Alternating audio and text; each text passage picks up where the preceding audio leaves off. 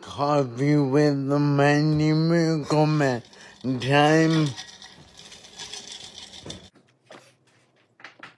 So I was thinking today, you know what makes a high value man? Is it money, clothes, brand names? What? Those things can signal high value, but the true high value man has the characteristics of discipline, charisma, and others.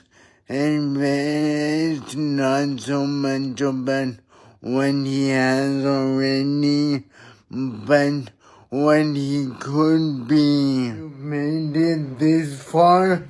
I want to say thank you for taking the time to watch my video. And there's another one coming up.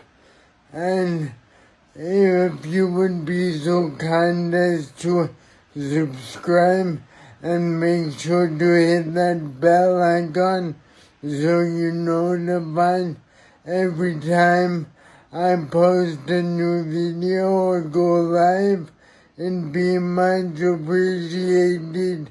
Live longer, feel better, and add life to your years.